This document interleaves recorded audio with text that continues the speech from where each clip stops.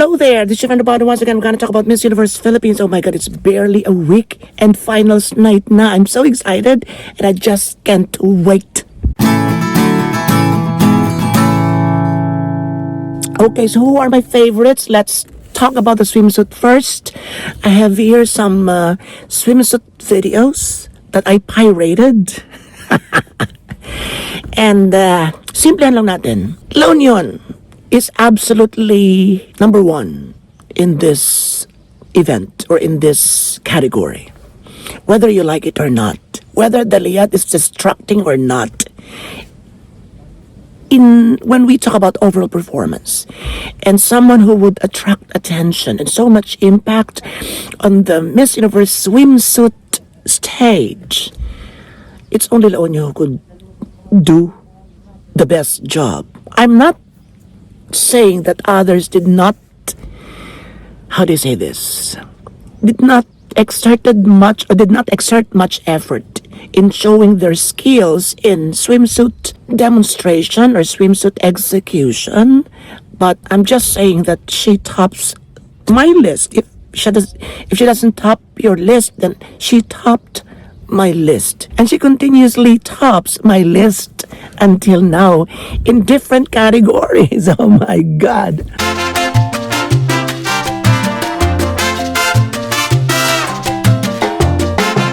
With this, I'm not saying that she would be my ultimate Miss Universe Philippines. Malalaman natin yan sa ating annual Fearless Forecast.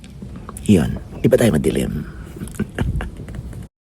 Okay, sa swimsuit category, ang mga sumusunod sa kanya is Taguig. I'm slowly becoming a fan. I think siya yung masasabi ko na konting-konti lang talaga yung lamang nila Union sa pangkalahatan. She is simply wonderful in the truest sense of the word. Tapos ang ganda-ganda niyang tingnan, lalo na pag ngumiti. And simpleng-simple. It's like combining the swimsuit prowess of Cebu City and La Union. Andun siya. Nakuha niya pareho yung mga puntos. Malandi, playful, and at the same time, regulated ang kanyang mga movements na well calculated, kagaya ni Cebu City. Oh, yes? Bisa ko Cebu City and Cebu Province. And basta she looks expensive. From the interview until here, talaga namang yung kanyang pagiging yayamanin is being shown sa kanyang bawat galaw. And the moment she speaks out, lalo pang nadaragdagan yung kanyang pagiging magaling na mukhang yayamanin. Pinagsama. Baka may magalit na naman dyan, ha? Baka seryosohin na naman yung mukhang yayamanin. Nasabihin na naman is, that should not be an edge towards other candidates. It should not be a tool to improve. Mga ganun. Because I had one who kept on insisting that Cebu Province did a wonderful job during the interview, while in fact she was not. And it was my opinion. Hindi ko naman kinukonto yung kanya na, magaling mo lang ganun. And then she kept on saying that, well, etc. Well, I just welcomed it. So, you can't do anything but to stand firm on what you believe is right.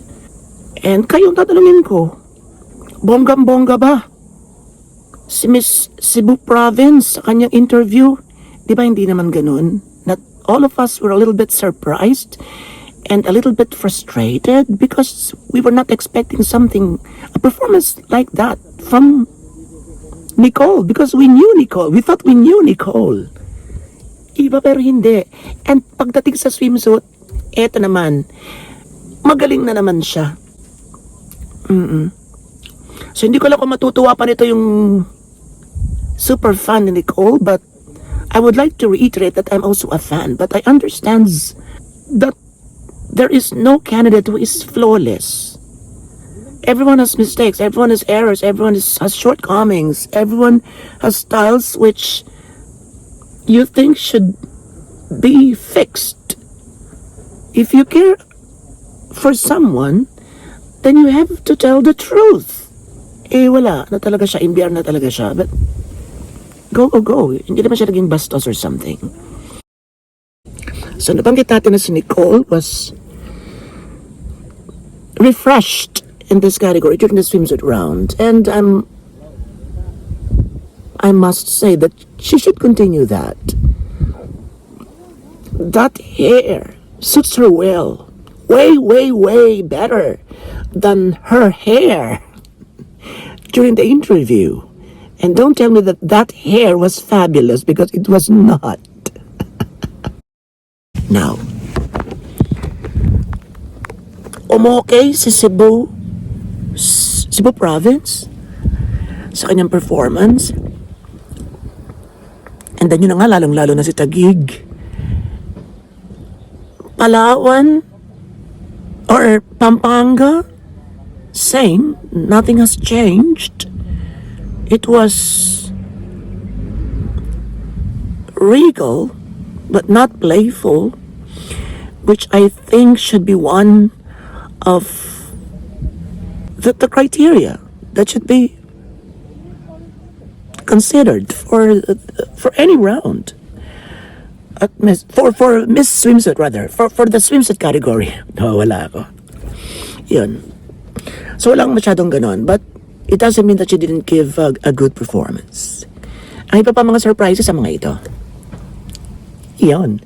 At syempre, yung iba magagaling, hindi masyado napapansin, because whether we admit it or not, whether we like it or not, maraming mga performances ang hindi masyadong okay, pero nababawi ng ganda nito. Doon naman papasok ang maraming arguments na, hindi, dapat basihan ang ganda. Don't me. Hindi mawawala ang fase. If there are two candidates who just got same scores and only one has to go through the next round, sino pipili mo, yung tsaka o yung magandang fes? Cebu Province. I think she handled it very well, as usual. She was good during the Boracay, the Aqua Boracay swimsuit showcase. And I think she did the same thing here. Mala flawless na mala queenly ang dating in a swimsuit. Mahirap yun, diba? So in case she would be chosen as the Philippines representative to Miss Universe, with that kind of swimsuit performance alone, she could make it to the next round. Promise. Albay was beautiful. The moment she stepped on stage, being the number one, gandang-ganda ako sa kanya. Ang ganda ng katawan, and walang keme. And pumasok si Baguio, natakpan ba si Albay? Not really, because her performance during the interview round sticks in your mind. And nakikita mo siyang rumarampa, sumasabay yung kanyang pagiging magaling. So, nadadagdagan yung tingin mo sa kanyang kagalingan that night. Na mas tumitinda yung, nabubuo yung kanyang impact sa iyong isip na, wow, imposibleng malaglag ito sa top 10. Nakapili ng top 10, right? Based on votes. Yun, mukhang malabong malaglag ito sa top 10. But let's see. Marami kasi magagaling, magaganda. So, natakpan ba siya ni Miss Baguio? Hindi rin masyado. Pero iba yung charisma ni Baguio.